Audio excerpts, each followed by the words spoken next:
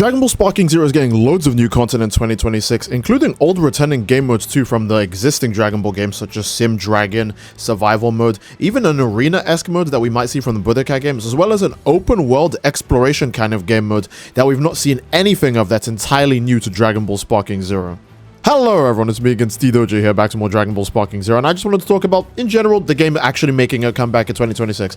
Now, I don't think this is going to be a massive thing that's going to get everyone back onto the game. I think the update that's going to actually bring players back is when they truly bring back all of the old characters, like Super 17, you know, Teen Gohan with the second outfit that he has the new ultimate attack, all of that new big stuff. But this new game mode in general might actually kick a bunch of life back into the game, because if we're getting anything that's exploration-based in general, or open world in Sparking Zero, that would be insane. And we know Sparking Zero does have the map size to support this kind of gameplay style. Not as insane as Dragon Ball Z Kakarot, but they're definitely taking inspiration from Dragon Ball Z Kakarot, since, as they must know, that game is a single-player game, but somehow still has very high player retention. So Sparking Zero can't have really high player retention as a multiplayer game. What's its excuse? I think that's the reason why they're experimenting with a game mode that obviously allows players to move their favorite characters around the world, or interact with different characters around the world. Again, maybe like Sim Dragon, but just more player gameplay focused rather than sim focused. A good example is obviously if you guys have played the Sim Dragon modes from Tenkaichi 3, you know that it's basically a sim game. It's like an RPG. It's like a visual novel kind of game. You click buttons, you get different screens, and in those screens you just talk to characters, and that's it. It's no gameplay until you actually reach the end of a 10-day cycle. Then you have to fight the big enemy. Essentially, Sim Dragon mode only has like 7 fights in it because you have to survive 70 days. The most part is doing really annoying mini games, or playing your RNG luck with who you run into on that day, or how your training goes, or other, modes, adventures, items that you get during Sim Dragon, etc. But this isn't about Sim Dragon. This is about the new open world game mode, and I actually want to talk about that more because it looks like obviously you have to fly to locations and speak to characters, kind of like Dragon Ball Z Kakarot. You will just take your favorite characters to those places and do those actions, etc, etc. It might be similar to Sim Dragon mode in the fact that you start with your character's base form. You probably don't get to start off transformed like you guys are going to be seeing in the gameplay that's on the screen, because transformation based gameplay usually would be kind of unfair, right? The DP system and all that stuff. So they're not going to let you start off transformed, meaning there is benefits to just picking really strong starting characters, but it's still just, W aura to just pick your favorite character to transform to their final stages during the fight. I think that's cool. I think we can all agree that is much cooler.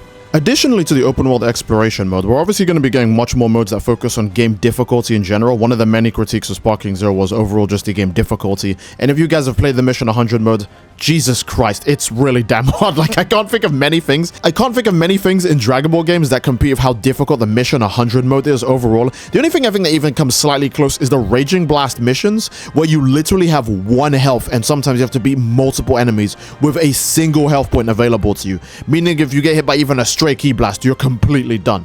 Those are the only things I think that come close to how difficult the current Mission 100 mode can be. And obviously I'm not talking about like the first 40-ish missions. It's really when you get to mission 60 that things start to become an actual nightmare. And in missions 81 to 100 are just completely unreasonable. So when we get survival mode, obviously, which will be 1 versus 50, because if you guys remember in Tenkaichi, survival mode goes up to 50. Or if we get an arena mode like the Budokai games, where levels can get absolutely ridiculous, you can fight enemies that have higher stats than you can ever hope to get. If you guys remember Budokai 3, the Red Ribbon Arena mode was extremely fun, but also really torturous, because you basically had to use super over-leveled characters with maxed out stats, or you were just gonna get bent over and just have a destructor disc put in places you would not want destructor discs put in, alright?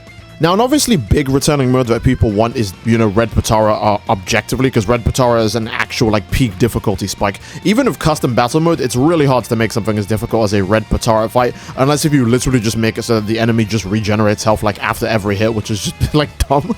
like the enemy just heals back all the damage you do to him. That's the only way you can really make custom battle mode as hard as the Red Potara mode, because even then, Red Potara AI was just absurdly broken. Red Potara stats were absurdly broken. It could even have unique gimmicks, like taking 0 damage to Kamehameha type attacks, a reference to Tien's technique in the original Dragon Ball series. You can't replicate stuff like that in custom battle mode. There isn't a capsule that makes it so that enemies take 0 damage to Kamehameha or specific energy type attacks. But it's really interesting how diverse the Red Potara mode was in general. It changed AI, it changed combat strategies, it changed how much ki enemies would have, how much ki they used for certain attacks, it changed how much HP they have, if they regenerated or if they didn't, what they did and didn't take damage to, what they could disable, etc, etc, right? There's so many interesting mechanics that went into that mode overall, and seeing that return in Dragon Ball Sparking Zero, none of that's been confirmed yet, but obviously everyone would like it confirmed.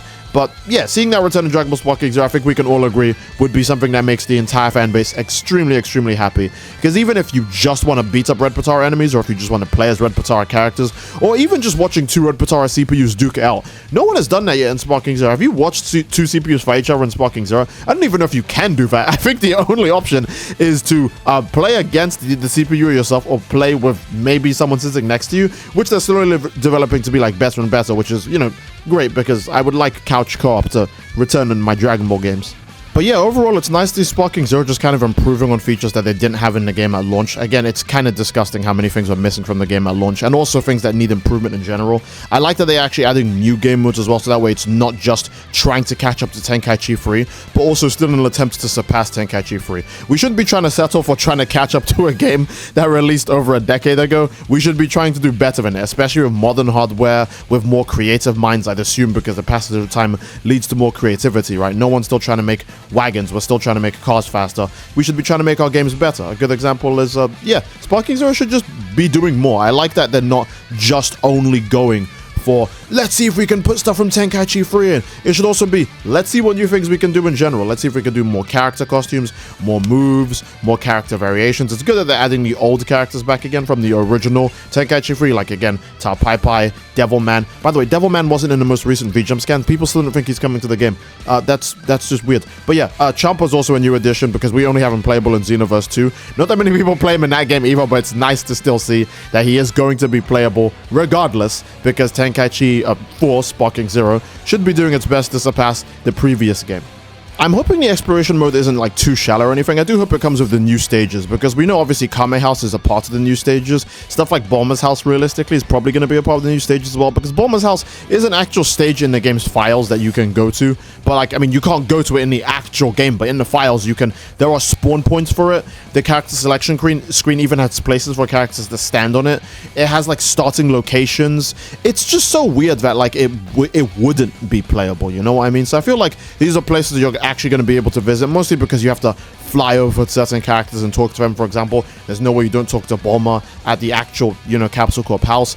Maybe Goku's house is also going to have a location where you speak to characters like Chi-Chi and stuff. Like, you know, they could even use like already existing player models like Master Roshi being at Kame House, etc, right? Like, it's not going to only be non-playable character models that show up in this mode. It's also going to be character models already in the game. For example, if you're picking Goku, maybe Goku wouldn't show up in the overworld, but he'd be like a training partner or just something of the sort, you know. But either way, I think that's a pretty solid place to end the video. I do hope you guys enjoyed the video, and if you did, then obviously again, please leave a like on the video. Don't forget to subscribe, it greatly supports the channel, and leave a comment down below as to what you fellas would like to see next. I do love you all. I hope you all enjoyed, and I'll see you all next time, gang. Take care, and peace. Bye bye.